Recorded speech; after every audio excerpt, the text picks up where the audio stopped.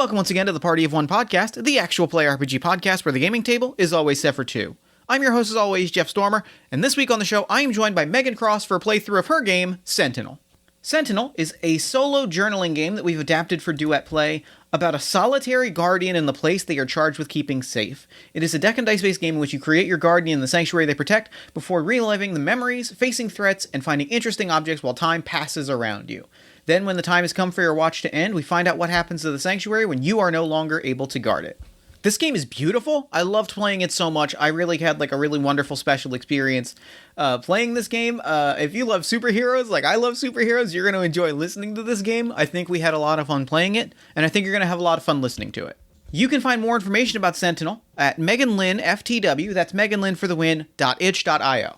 In addition to the designer of Sentinel, Meghan is a tabletop streamer and designer. She's actually just released a brand new superhero role-playing game called Origin Story, which is a solitaire journaling game using the Wretched and Alone rule set to tell the story of the first few adventures in the life of a superhero as they figure out their powers and decide their destiny and decide whether they're going to hang up the cape and be Spider-Man no more, or if they're going to go on and save the world and embrace their role as the hero.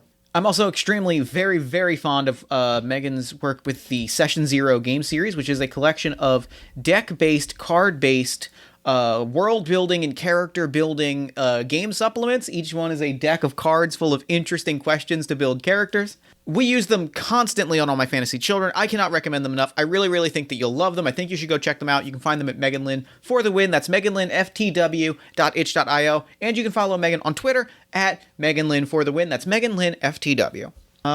Let's see. I don't think I have anything to plug. I think that we're really good to go here. So let's go ahead and throw it over to me in the past so that he can get started with the show. Take it past me.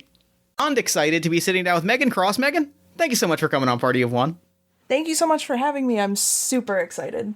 This is going to be really, really fun. Honestly, I've been looking forward to it all day. I'm extremely hyped for it. So, real quick, at the top of the show, before we get into our game this week, why don't you tell us what we're playing, as well as anything else you've got going on that you want the audience at home to know about? Yeah, so today we're going to be playing one of my games. It's called Sentinel, written as a solo RPG, but we will be playing it collaboratively, which I'm really excited to dive into some joint world and storytelling. And you can find it in a bunch of my other games, most of which are GM-less, prep-less, storytelling-based games at meganlynnftw.itch.io. You can find me most places. You can find people on the internet at meganlynnftw. Currently, I am playing in a persistent quest campaign on the Chromatic Chimera on Twitch. That's at 6:30 Eastern on Mondays, where I play an absolute disaster of a spy who I adore very much. And also, once a month on the Chromatic Chimera, I host a stream called Unprepared, where I facilitate GM-less and prep-less games for a rotating cast of anybody I can grab to play GM-less and prep-less games with me. I love that. That's a strong pitch. I mean, as someone that lives that unprepared life at all times, I feel this, and this concept speaks to me on a deep level.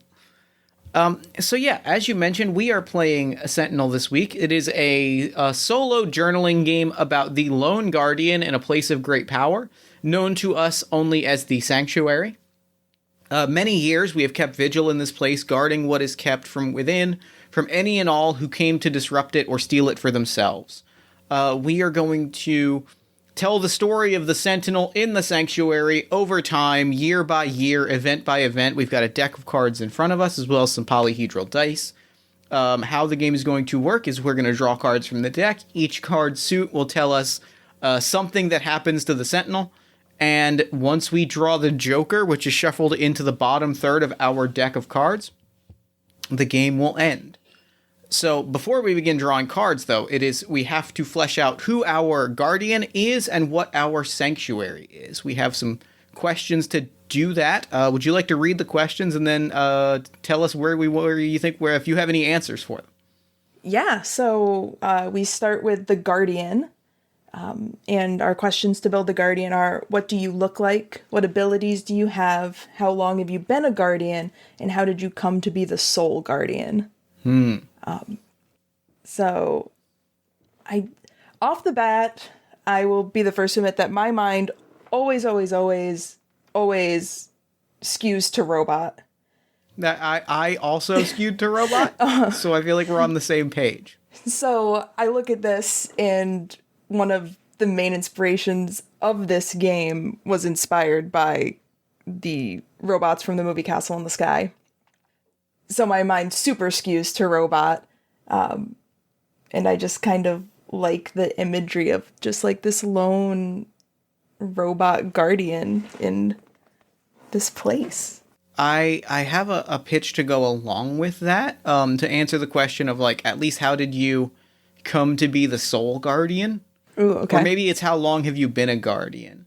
There's a trope that I love dearly, and that is because my mind always goes to a very specific place, and reading these questions just now, like, my mind went to a very specific place that I think works nicely with the idea of a robot, and that is, I'm a sucker for, I'm going to call it, like, I'm a sucker for old superhero stories, and I don't mean superhero stories from the ancient past, I mean stories about superheroes after they have gotten old. Ooh. So I would love to propose the idea of that our guardian is, like, some sort of robotic hero that how they've become a guardian is that they simply outlived all of the other heroes that they were, like, friends with, and it is their job to protect whatever this place is. I don't think it is a place, like, I don't think it is a mundane place like a city or a town. Like, I feel like the vibe I get is that it is somewhere ancient and secluded, but I get the vibe that, like, they are simply the last hero remaining, and this place is their responsibility, and so they have taken it on because there's no one left. Oh, I love that. That's so good. My entire jar of jam. I love that. Nice. I'm excited.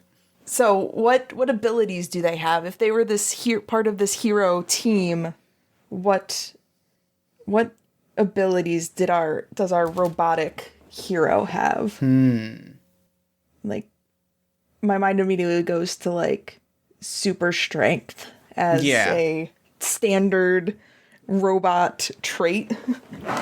I want to also throw out a degree of, like, shape-shifting in that way of, like, very kind of not so much, like, full-on, like, turns into a car, but of that Transformers way where parts click into place, maybe, and, like, suddenly their arm is just very, like, can grow longer, or they can take on a shape where they can lift a heavy object, and, like, they can lock their feet into the ground, like, they are in that way that, like, Transformers just, like, pop out different parts. That I get that kind of aesthetic where there's a lot of, like, hidden compartments and joints and plates and pulleys and different things that allow it to change its shape based on need to do a lot of different things on a physical level.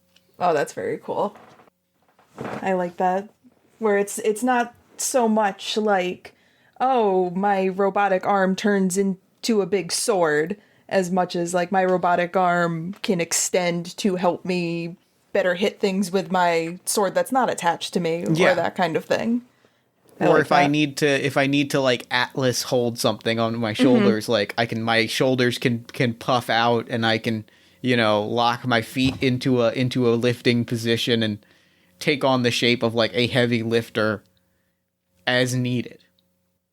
That's really cool. All right. Do we think it has any other abilities? What if there's some level of thinking of them as a guardian, some form of, maybe not like a full sensor, like a Predator style sensor thing, but something similar to that, like some kind of scanned ability where they know when things are, like, in the sanctuary. Yeah. Like, they're able to detect movement and that kind of stuff. I love that. I love that. I like that it doesn't necessarily communicate with the sanctuary, but I like that they have an inherent, like, sense of it as though it is an extension of their being, even if they're not, like, in communication with it. Yeah. Like, that is a cool sense set to play with. Yeah, it's really, and it makes up for the fact that, like, as a robot, they don't have others, like, all of the other senses that their former teammates probably did. They just have to rely on like their vision and their hearing. I love that. I love that a ton. Cool. So do we want to talk about the sanctuary? Yes, let's talk about the sanctuary. So the sanctuary, our questions are: what does the sanctuary look like? Where is the sanctuary located? What is there that needs guarding? And does any other life exist there?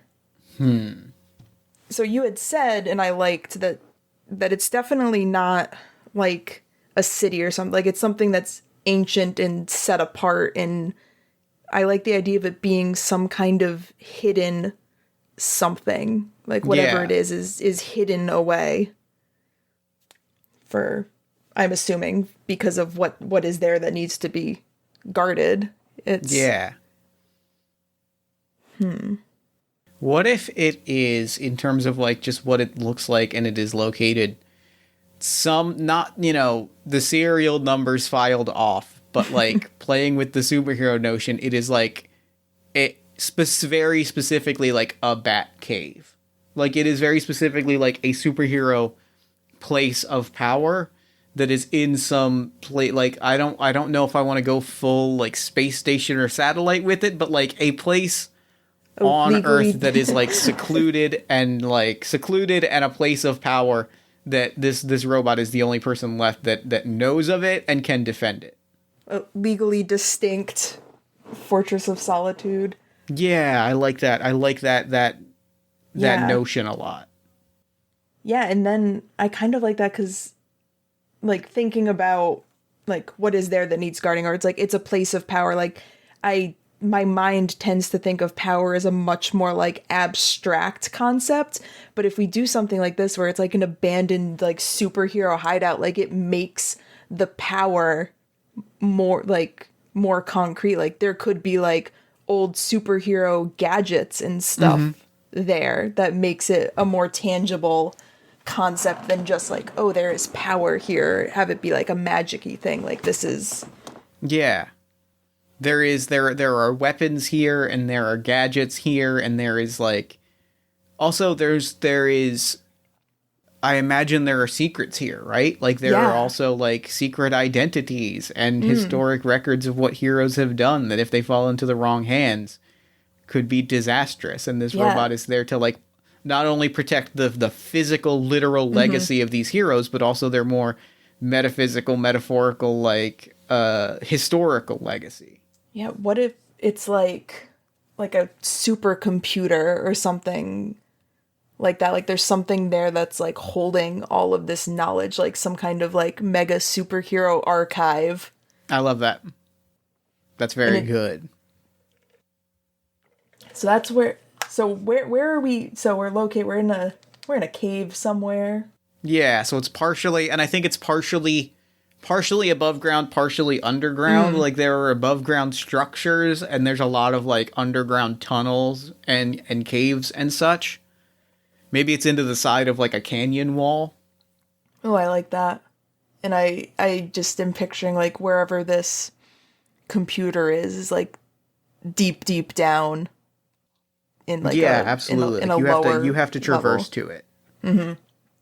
Gotta work for it. I love that. And does any other life exist around here?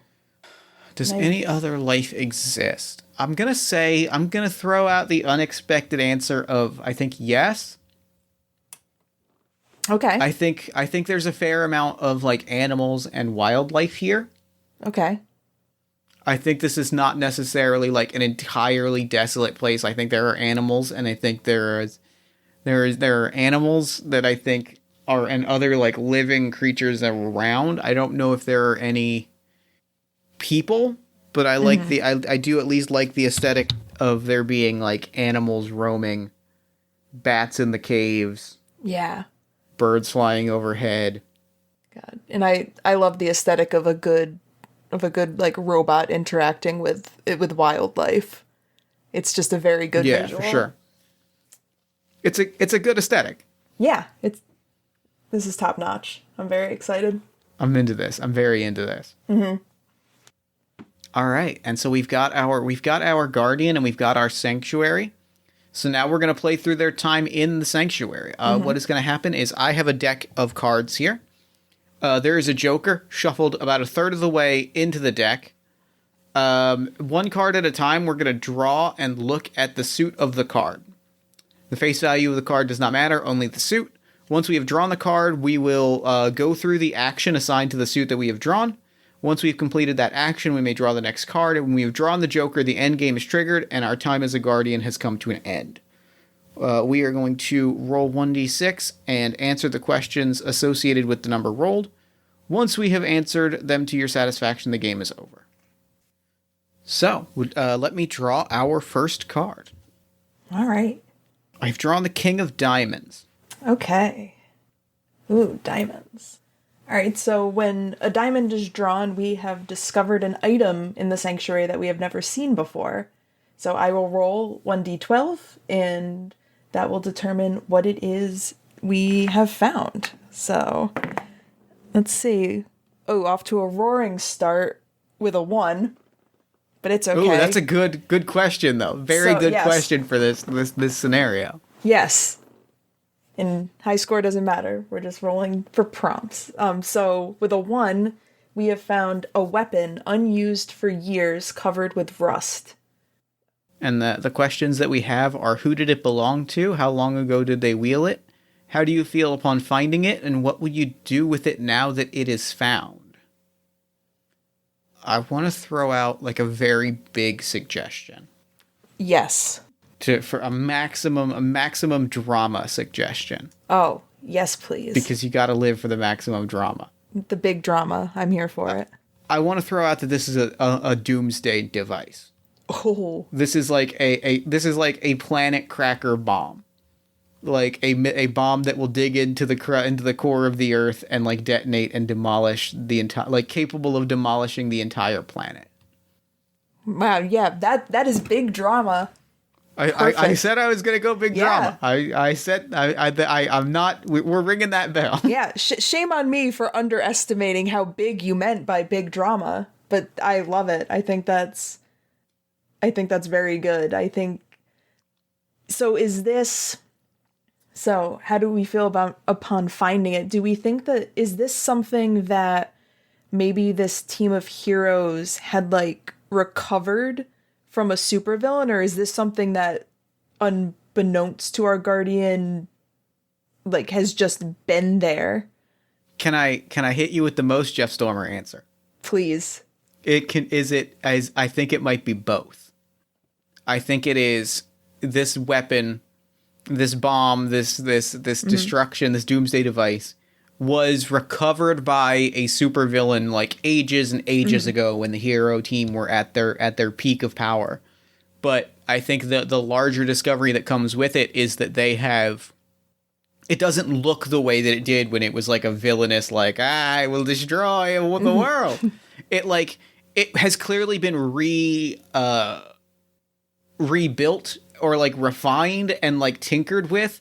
And it's clear that the hero team had been before they all died out, had been like maintaining this and building on it and like keeping it as a last resort. Like it was clear that it wasn't just recovered and left to rot, that they were actively holding on to it just in case. That's one hell of a contingency plan, team of superheroes. Right? But I love it because then this poor robot is, yeah. So how I think that they feel as much as a robotic entity can feel. I think they feel kind of betrayed. I think so. Finding this, and because I also love the big drama. Maybe it was like this weapon was recovered and they were like, no, we're going to it's been destroyed, so it can't do anything more. I love that a ton. If like it is very clear, if it was a big public thing of like, we destroyed this weapon, it will never hurt anyone again, right? And to discover that their motives were not altruistic, but they were deceiving people and being more fatalistic or apocalyptic than they were letting on, and being more willing to cause harm for the greater good, like undercuts this idea that this legacy that our Sentinel is protecting is kind of undercut, because it's not there. This hero team is not the people that we thought they were. Right. Oh, it's a good first start. That's so good. A good first round. That is a good first round. All right. Next card. I've drawn the 7 of Hearts. All right. So hearts. When a heart is drawn, we recall a memory of our time as guardian. We roll 1d10 and use the value to determine the subject of the memory. And then we will answer the following questions. What is the memory? Describe the events of what happened. How old is this memory? What about it makes it hard to forget? And if you could forget it, would you? So I will roll my d10 so we see what our theme is. And that's a 7. So 7 is a near-death experience. So we're remembering a near-death experience that our Sentinel had. Which Maybe is interesting the from a robot. Sorry, go ahead. I say, which is interesting from like a robot's point of view. Like, what does near death look like for a robot? Maybe. Okay, then that is a very interesting question that has my mind racing and going in like a really specific direction. I have a really specific robot-centric near-death experience that I think is good here. All right. If it is after all but like 2 members of the hero team have died, whether in battle, whether of old age, 2 of them have come back. And I think the memory is this robot, our Sentinel, our Guardian, not actually being like actively present for it. Maybe they're in sleep mode or repair mode, and their sensors and their cameras and like all this recording equipment is going, but like they're not necessarily there for it in that way that this robot, with their senses of the entire sanctuary, has all of the memories of the entire place. They remember there was a conversation that 2 of the heroes had of like, we're running out of time, like we're the last ones left, what do we do? And there was a serious discussion of like, well, maybe we just collapse the caves, bury everything miles beneath the earth, and no one ever finds this place. And it was the like either as an act of kindness where they just kind of, where instead of doing that, one of the heroes lied, and instead of doing that they left this robot to tend to things, or this robot or our guardian was able to like short circuit that self-destruct command. Like there was a moment where they were very nearly like deactivated, and like the cave exists partially because they either at someone else's hand or by their own hand like made like consciously fought to keep this space alive. Like what if they were in some kind, like you said, like a rest mode or something, and they came back online to like earthquake type like tremor rumbling, maybe from unbeknownst to them this weird like this doomsday device like set to like a lower setting or something that's like shaking the earth, and they're able to do something to salvage or to stop the full collapse. But maybe the heroes who had left there just assume that everything got buried. Yeah, I mean and what if I've got 2 pitches for you off of that that I think that hit me hard in the heart, and that's what we're going for today. Yes. If that ties into the Guardians' innate senses of the sanctuary, right? If the way that they were able to like undo this self-destruct was by like slightly like merging their own consciousness and like overtaking the sanctuary's like automated systems and like bringing them into their own consciousness, which is why they can't leave. Like one of the reasons they can't really leave this place. And if the other half of that was they just sent ahead a signal that said the earthquake, that like they sent ahead a signal that just said like operation complete, the caves are collapsed, and the heroes never had a reason to like double check it because all of the systems and sensors went off without a hitch. I'm leaning more towards the first one because I really like the idea that there's a certain part of the Sentinel's consciousness that is fused with this computer that exists in the sanctuary, that they are bound to it not just like by duty, but there's part of them that is within this system now. And I think that's why they can't forget what happened.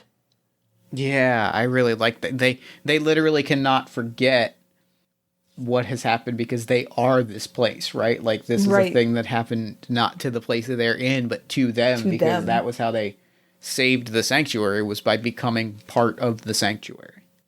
Yeah, that's really cool.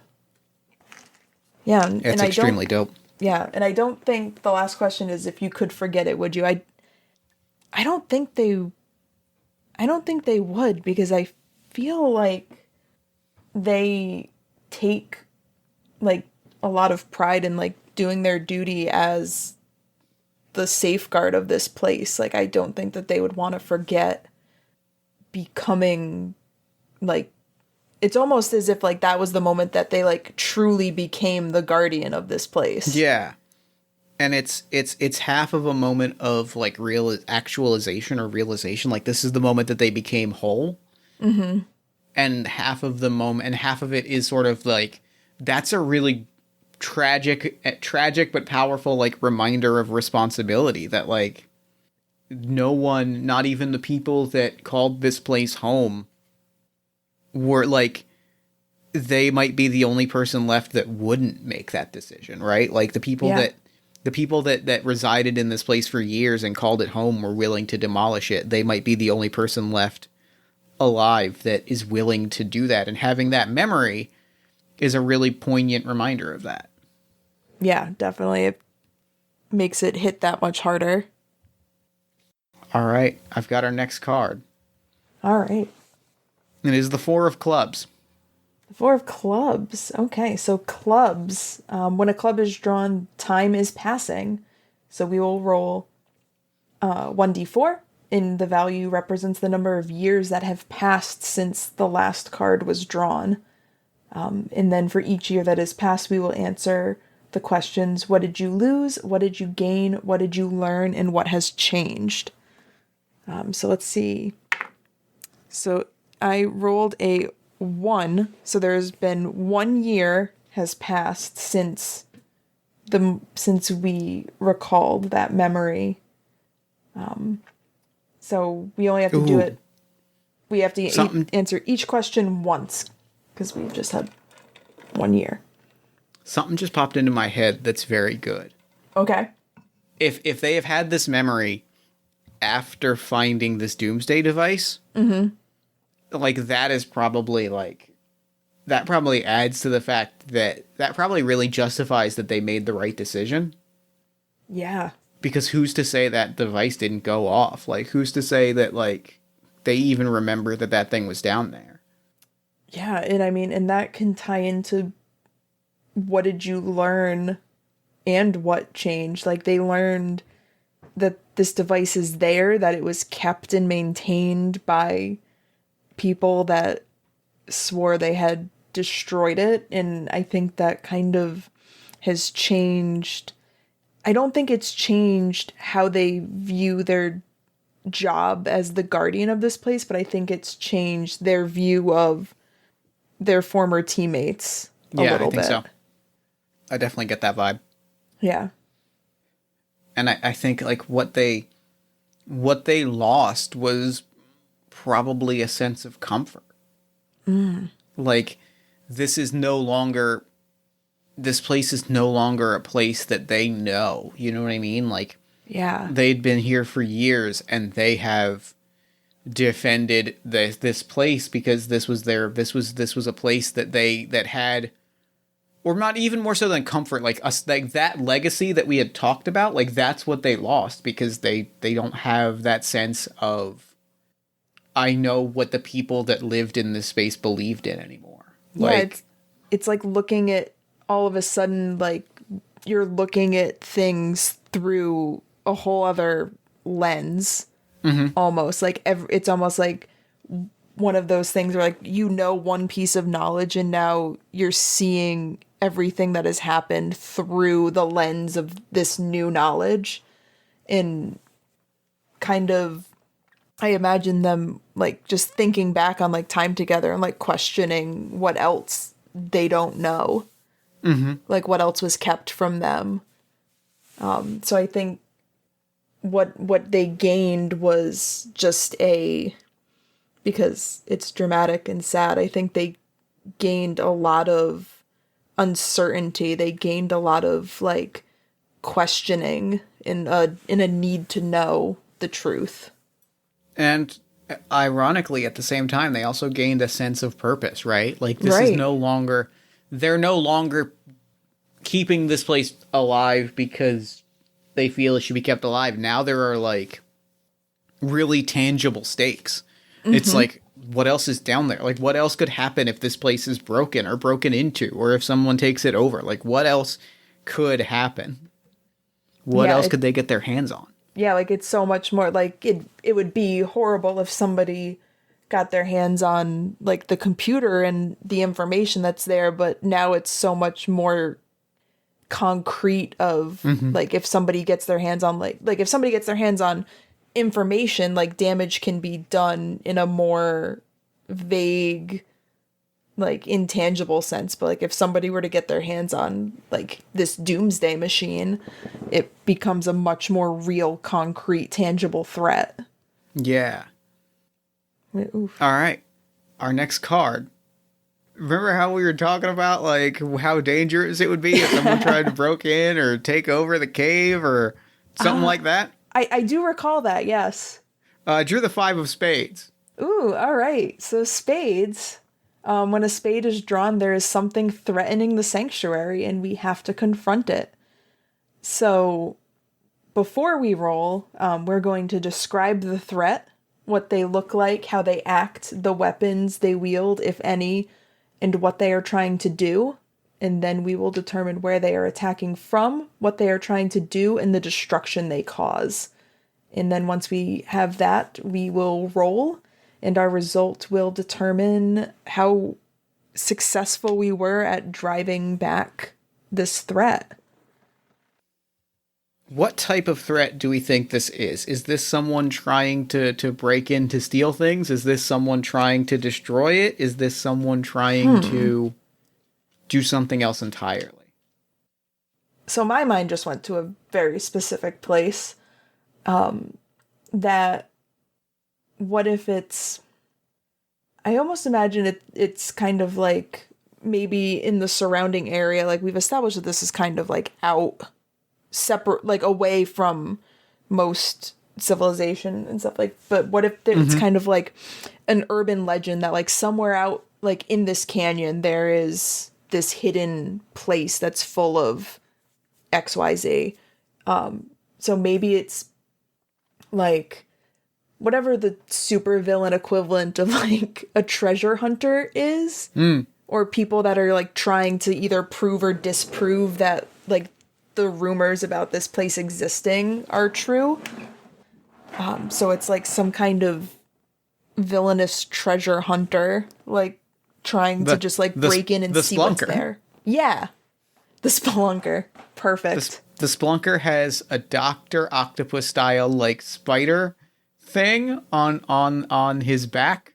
Perfect. And he crawls through caves and tries to steal like ancient powerful like objects, like, and is Also, primarily a bank robber, like, is sort of, I picture, like, a low-rent kind of Spider-Man-esque villain where, like, he's the Splunker, but he primarily crawls through, like ducts and things. Like, this like they're trying to, like, this is gonna be my claim to fame. Like, I'm gonna find this place, and then people are gonna take the Splunker seriously. Yes. I love that. I adore it. It's very good. And I think that he has cracked this, he has found it, and he is going to break in and steal something of great power to showcase that you should take the Splunker seriously. Yes. They'll all see. They'll all see. They laughed at me. They've laughed for the last time. We'll see who's laughing now. It's like, okay, Splunker. It's okay. Listen, I love him. I love him a lot. Yep. I will protect him until the end of days. Yep. Just this horrible trash baby. And we will protect them until we don't, because we've got a sanctuary to protect. So that kind of covers who they are and where they're coming from. So they're trying to just find any objects of power. Mm-hmm. And as far as any destruction that they cause, I feel like with these big Doc Ock like limbs, I feel like that's what they use to dig a lot of the rubble out from like the beginning of the cave. And they aren't maybe they've got either grabber claws on the end or drills, and they use that to like tear through the rock. Yeah, and they're doing it kind of without real thought as to, hey, what damage am I causing to the structural integrity of this place? Exactly, yeah. So I think that kind of weakens the overall structure, at least like in the mouth of the cave. All right, so let's roll and see how we do facing off against the Spelunker. Ooh, not great. I rolled a 2, so this is the only one where your numbers actually do kind of matter. So describe what damage they did to the sanctuary as you were barely able to drive them out. There is a wing of the sanctuary. It's like the trophy hall or something. That like actually, because they were sort of barely able to protect this, they were barely able to sort of protect this sanctuary from collapsing when they shut down the protocols originally. Mm-hmm.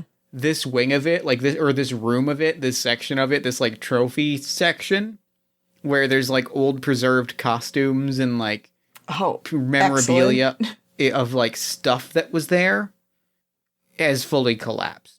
Oh no. The golden age of Lycra superhero suits. All gone. All like tears in the wind. All of the newspaper clippings.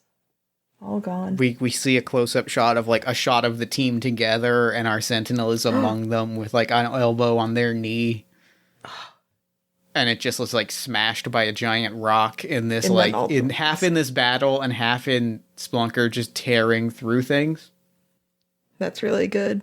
Yeah, that it's just like we get, I was gonna say the camera, but no, if this is superheroes, you get like a panel of like these old newspaper clippings like on the ground, and just like rocks are coming down and like covering everything up as the Spelunker is chased out of the sanctuary, but just barely. Just barely. We'll get you really next time, Spelunker. All right, next card. All right. It is the 4 of spades.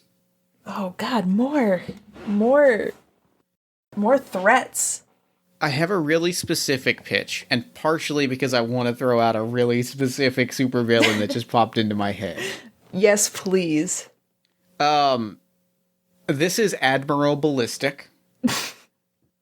Okay. And I think Admiral Ballistic, I think, is a rogue military general who, I think, not necessarily at the behest of either a surviving member of the team or like following what they feel is the orders of this generation lost, right? Mm-hmm. I think some news of the Splunker like made it out, right? Like the Splunker, even if he was unable to like capture any object, like started spouting off things about he knew where this sanctuary was. Yeah, the Splunker doesn't seem like a subtle individual. No, not at all. Not in the least. And I think he's running his mouth, and I think some like costumed military type is like, well, they said that they were going to demolish that thing. They made a promise to the people of this planet that they were going to demolish that cave. If it is up, people like the Splunker are going to keep showing up. And so has shown up with like hover tanks and robot soldiers and like, you know, beam cannons and very sort of G.I. Joe aesthetic weaponry to like finish what was supposed to be started ages ago. I really like that, because then it's not even, because yeah, like the threat doesn't necessarily have to be bad guys. I feel like this is like some kind of like new hero or hero adjacent that's like, no, I'm going to save the city because these heroes lied to everybody. Yeah. And now Admiral Ballistic is the one that they will all praise. Right. They're gonna make right what was undone by this hero team, what this hero team failed to do. So even if they're not necessarily like a pure villain, even if their motives are benevolent, they're still going to demolish this place. And I think the damage that they do is just like a full frontal assault through like the mouths of the caves, and just, you know, explosions and lasers abound. Yeah. All right. Well, let's see how we do. Oh, there we go. I'm like, don't make me change my dice. That was a 6. So we describe how we were able to defeat the threat, but how we know that it will be back. So I think thinking about security in a superhero space, there has to be some kind of security weaponry. I feel like something I don't think was highly utilized a lot, because like they're heroes, so they don't want to like blast people. But I think that there's outside, like built into the canyon wall, I think that there are like, trying to think. So if he has hover tanks, like maybe something akin to either like a sonic cannon or like an EMP. That's what I was thinking as you were describing it, is like EMP cannons and sonic blasts and things to like tear down these tanks and these big elaborate weapons. Like nothing that's going to kill anybody or like do a lot of physical harm, but stuff that's going to do enough damage that they're not going to be able to continue the assault. Yeah, I love that. I love that a ton. And it's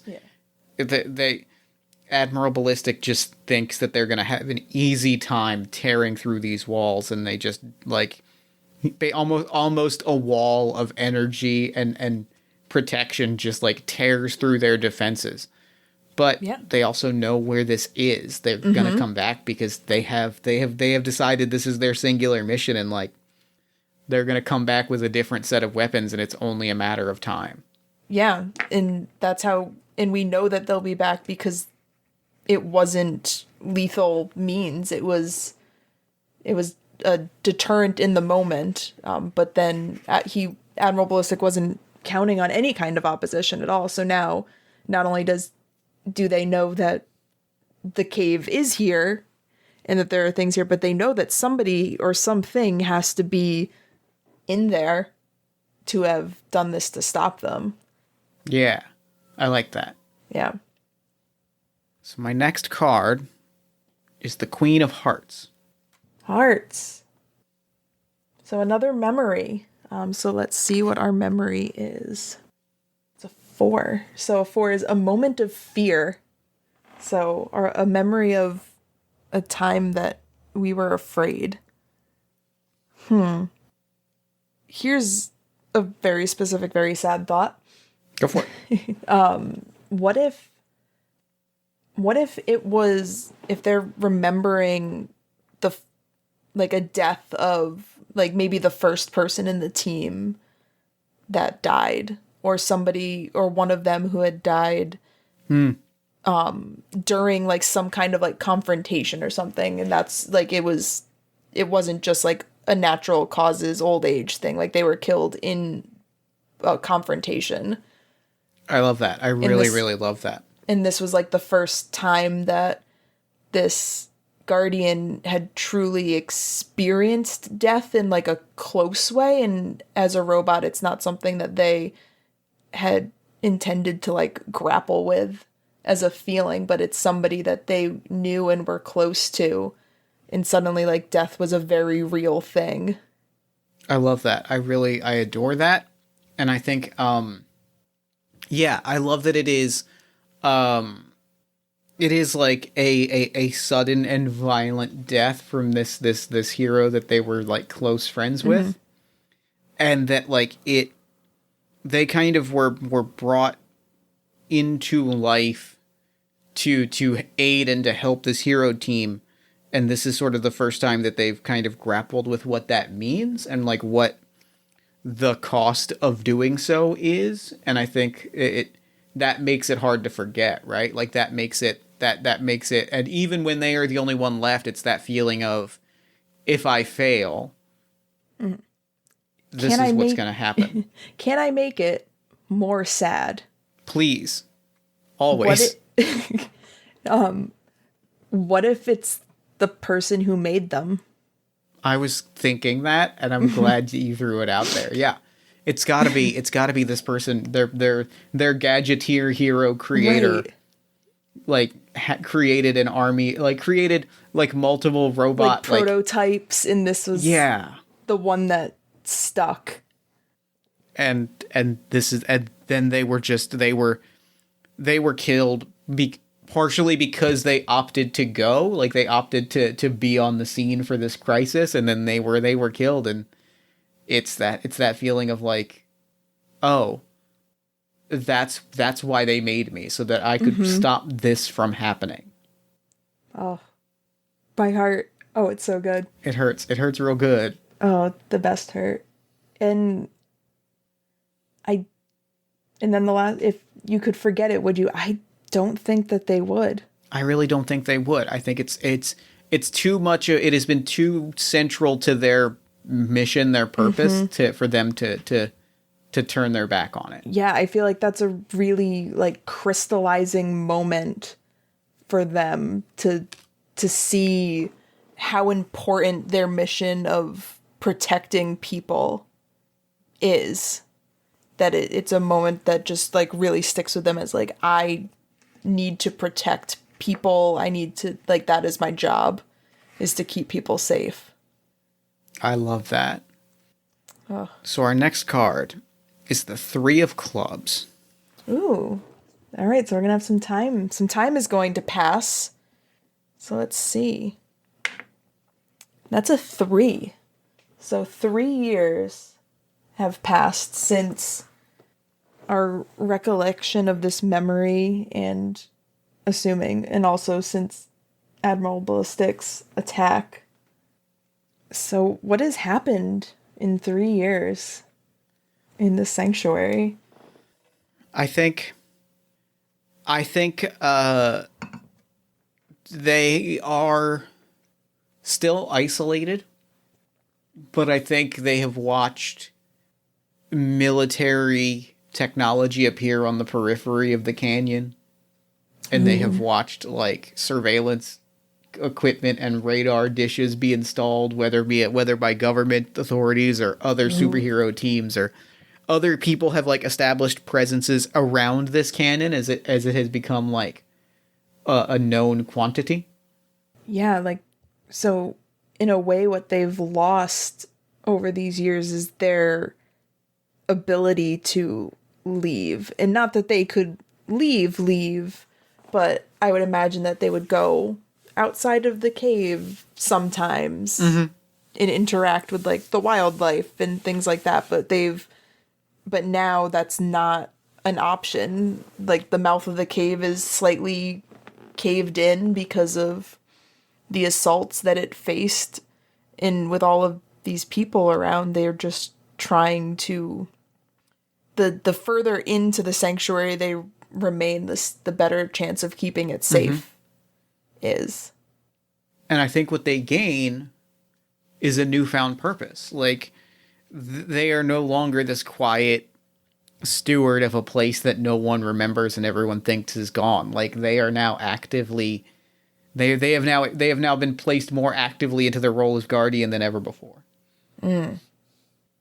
Yeah, and I think that ties into what they've learned and what has changed. They've learned of this purpose for themselves. They knew that they needed to be a protector, but they had always thought of themselves like they needed to protect people and they needed to protect their teammates, and now it's they need to protect this place and keep what is there from other people that would potentially misuse it.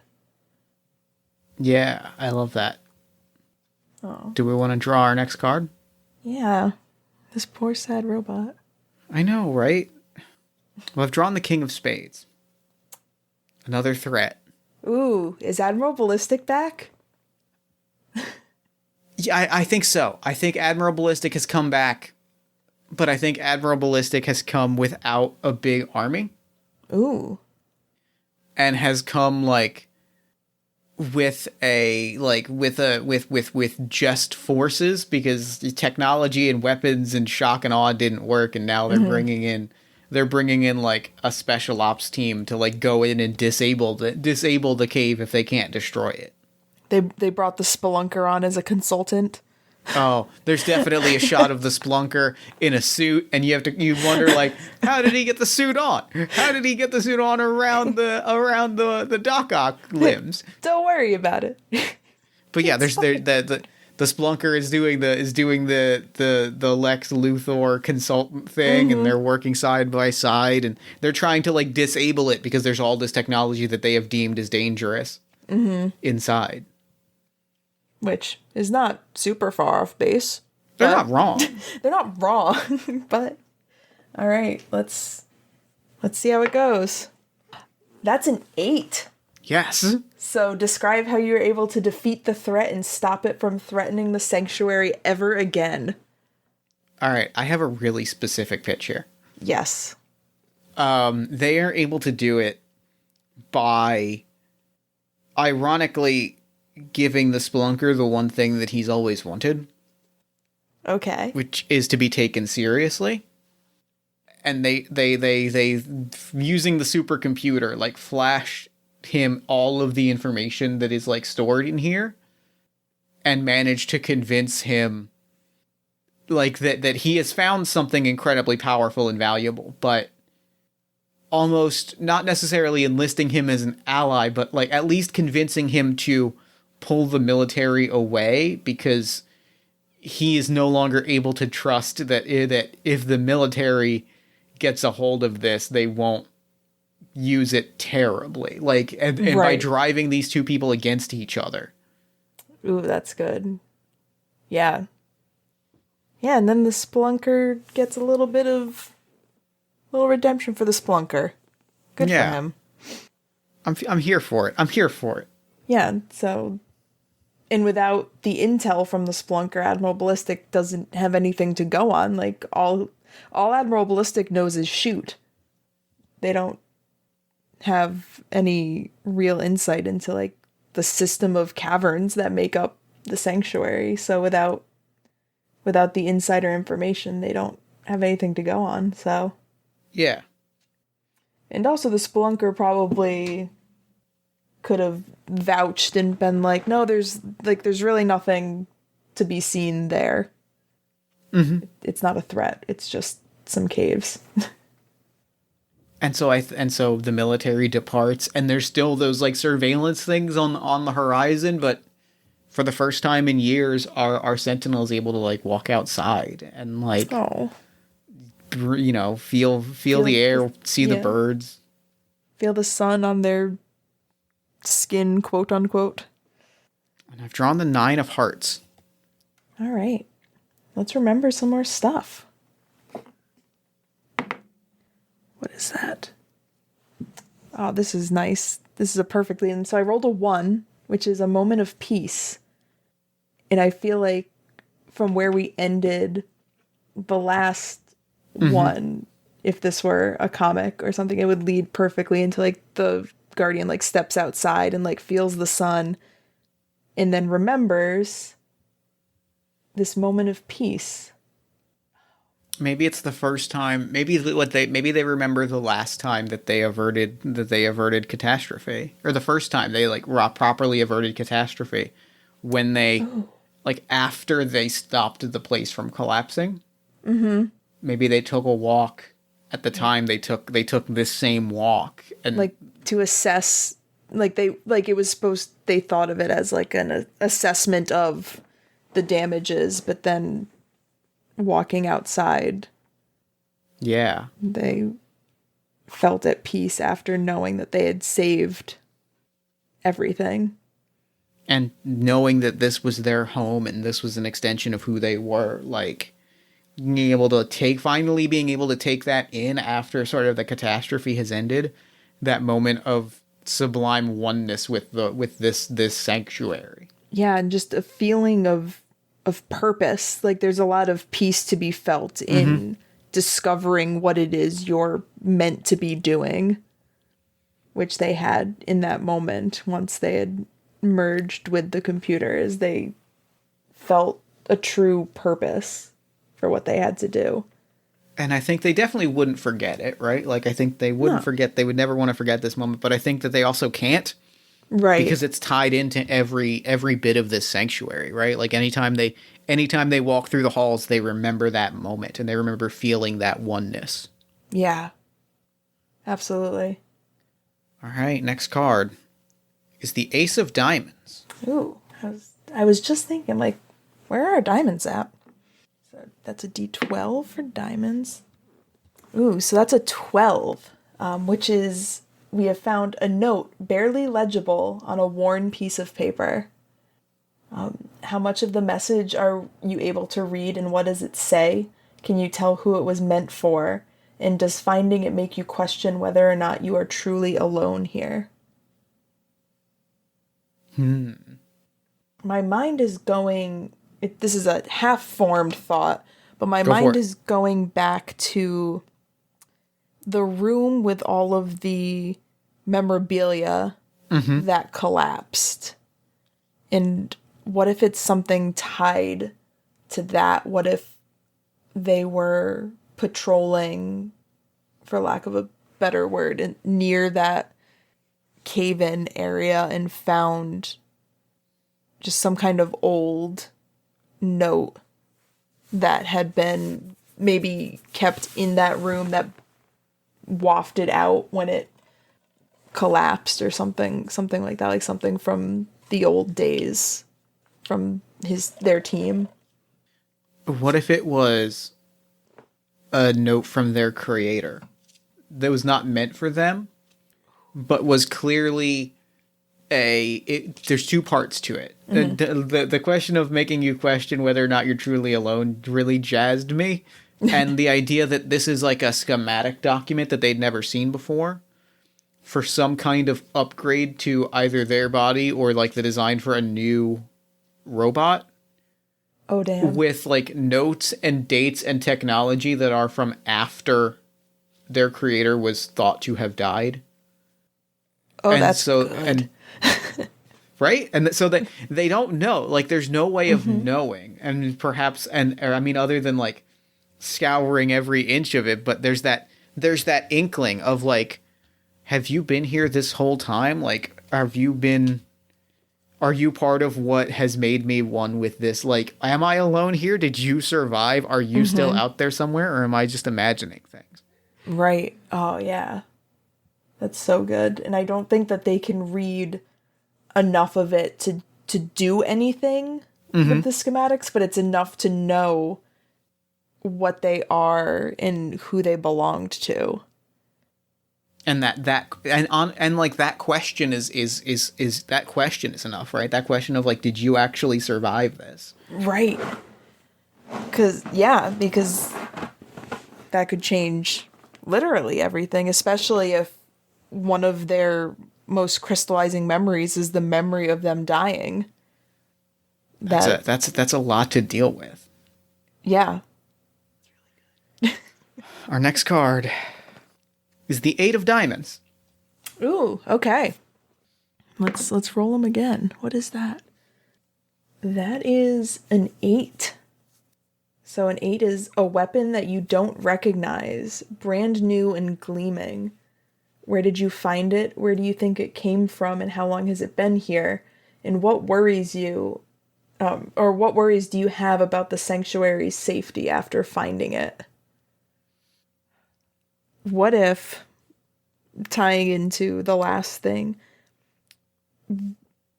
my thought is, what if it's something that is akin to whatever kind of weapon that this creator had wielded? Like, I don't see them as like a real like weapon wielding hero as like but I'm sure they had some kind of like defensive gadgets, like and a power. that. I'm picturing like a power gauntlet type thing. Or, Yeah. Or like a Fallout Boy or Fallout Boy. Jesus.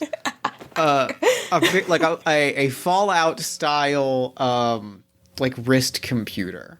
Yeah, like a Pip-Boy. Like a Pip-Boy, yeah. Like I'm Yeah. picturing that's where that came from. Thank you Yes. for helping me understand how we got to Fallout Boy. Yeah, like it's like a Pip-Boy with the serial numbers filed off, or it's like a gauntlet of some kind, or it's some kind of like thing. It's like a cross between Shuri's Gauntlets and Black Panther and a Pip-Boy. Yeah. And it's brand new and it's cutting edge. Like and maybe to the point where it takes a little bit for our Sentinel to realize what it is. Like, they've seen older versions of this kind of weapon, but it's so new and so cutting edge that it takes them a little while to really figure out what it is and what its purpose is. Mm-hmm. Which is a little troubling. Yeah.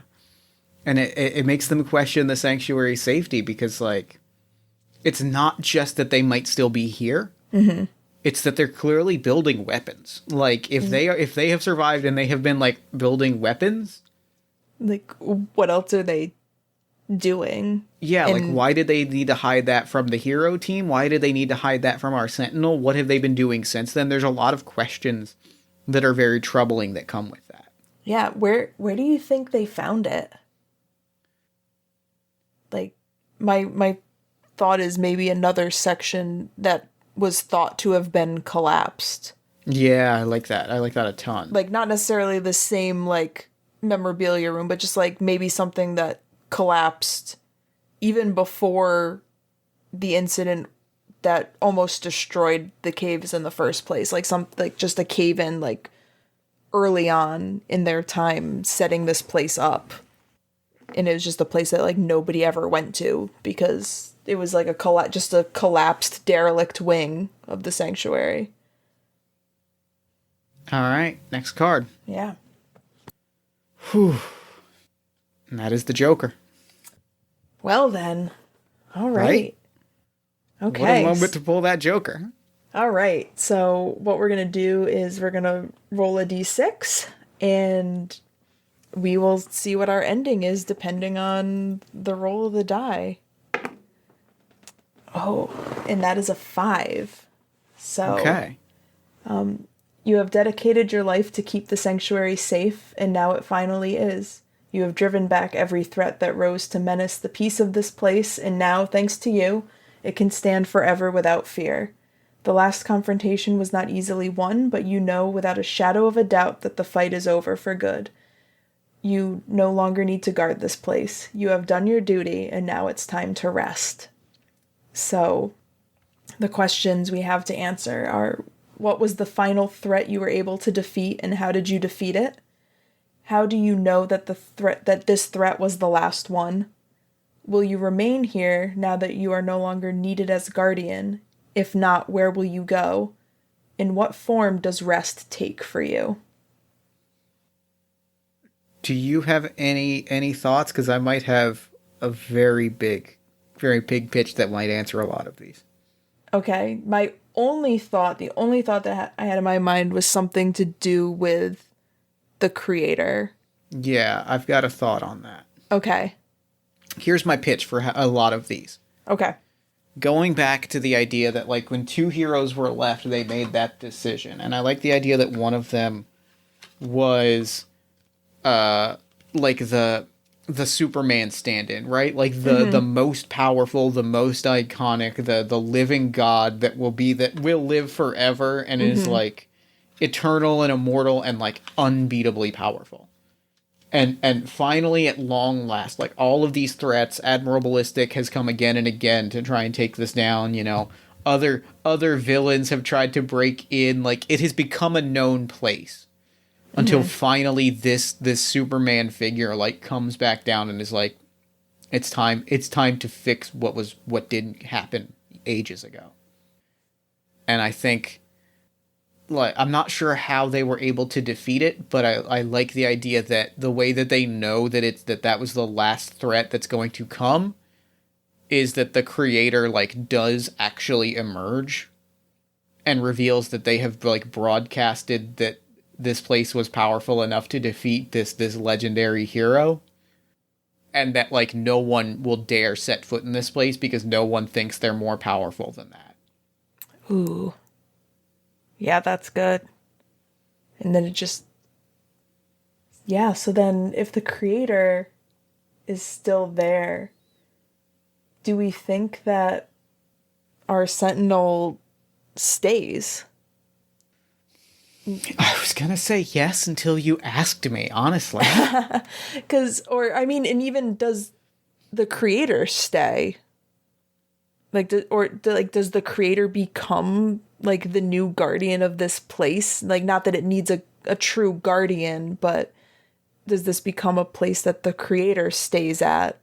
And the Sentinel is free to kind of be a hero again, or... Here's my thoughts, and I think the short answer is yes and yes. Yes and no is my short answer. I think that what happens, I love the idea that that the creator, this sort of gadgeteer, science-y, super scientist hero, becomes the steward of this place that is no longer in danger. But I also, once you asked me if our Sentinel stays, that question pushed me into a no. So I feel like what happens is the creator offers and reveals that they had, like, faked their death in order to, like, protect the fact that this hero team had become so pragmatic that they were willing to, like, harbor doomsday devices and, you know, contemplate what would happen if they had to like, destroy the planet. And, like, they were like, they started to cross lines. I needed to make sure that they couldn't do that. And maybe they reveal that doomsday device doesn't work anymore because they behind, like, under the shadow of death, like, undid it so that it wouldn't work anymore. And they revealed to our guardian, like, I've been working for a generation to ensure that nothing, that, like, this place, that the people that inhabited this place wouldn't use it to cause harm. And they offer our Sentinel, and they say, stay with me, and we'll live in peace, and we'll make science, and we'll rebuild, and we'll start over, and we'll dedicate this place to, like, bettering the world. And as heartbreaking and as human as it is, I think that they say no because I think they say no because they are reminded of their purpose in protecting people. I think they say no to living with the creator and just doing science and discovering things and building things because they want to be around people again. I think they want to be someone who protects people again and fulfill that purpose. And I feel like the other half of that, and this is the much more human half of it, is like, you lied to me. Yeah. You let me, like, I am your creation. I am your family, right? Like, I am your, you created me and gave me life, and then let me think that you were dead, and let me live here in solitude, and let me be alone and lonely for at least the last 5 years of people trying to invade this place. You let me suffer all of that alone because you couldn't emerge from the shadows until you were certain that I had dealt with everything. Like, Yeah, it's like you don't deserve, like, they don't deserve the company, almost. yeah, Like they had to be alone for this long, and now if you're going to stay here, you're going to stay here alone. yeah, like you could have made that choice to reach out to me at any point, and you chose not to. Like, that level of hurt is not one that can be forgiven. Right. Even with the best of intentions, that is not something that I think our Sentinel can forgive. And so I think they leave because I'm going to go fulfill my purpose and protect people and be among people. And maybe in a way they take the place of that Superman figure, and they become this powerful, immortal figure. They become the Sentinel of a much larger sanctuary. And our creator stays put and fulfills their purpose, but they do it alone because they hurt the person closest to them. Yeah. Oh. And it's a form of, I would say, the question, what form does rest take? I don't think they want to rest. I feel like this is almost like a new beginning for the Sentinel to kind of have like a rebirth as this new hero in this new place, as a guardian of people who believe and trust them. And yeah, I don't get the vibe that they stop at all. I think rest for them continues to be work. Yeah, like it's purpose. Like they're fulfilling their purpose, and that's all that they want to do. And I think that's game. I think that's game. That was so good. Oh my god, I'm so excited. That was a delight. Oh my god. That was so, oh god. Robots and superheroes are two of my favorite things. Those are my jam. They are my absolute jams. Thank you so much for this game. We made a robot superhero.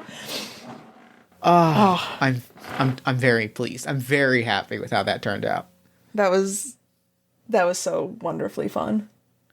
Well, thank you so much for playing this game with me. I am completely overjoyed.